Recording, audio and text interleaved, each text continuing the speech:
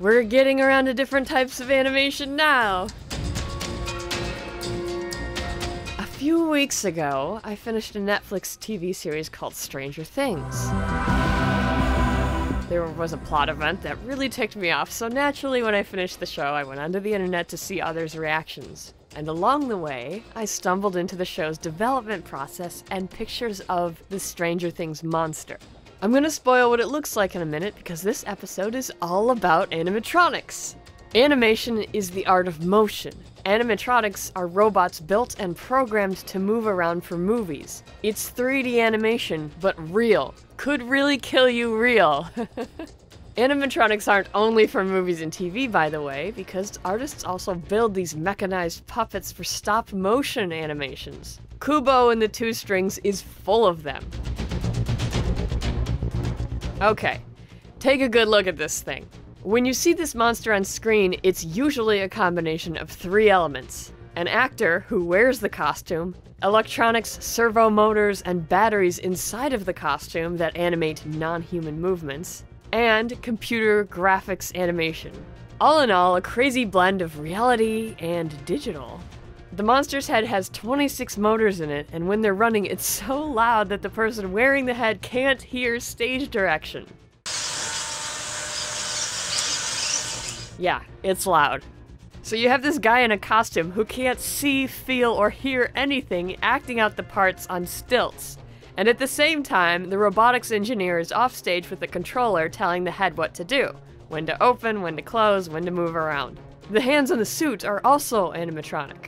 It's pieces like the hands and the head where animation really comes into play. If you don't animate them well, the monster looks like a cheap haunted house robot. How do you animate the parts so it looks real? How do you build them to handle that movement? I'm not going to run through a tutorial on how to make an animatronic, but I can at least outline the steps. Start with the concept art. What do you really want it to look like when it's done? Build the bones of your robot and get it moving and working. Create the filler and the skin for it. The interaction between the skin and the robot itself is the trick. Things need to fold and stretch in an anatomically correct way when it moves. In a situation like Stranger Things, where an actor is inside the part animatronic suit making the main body movement, you need CGI animators to come in and clean up afterward. Notice the green cloth over the boots, the hands, and the puppeteering parts. Once a clip is filmed, animators go in and use programs to remove the green parts, green screening, and fill in the holes with digitally made skin. There are also moments in Stranger Things that are pure 3D animation, like when the monster comes through the wall here.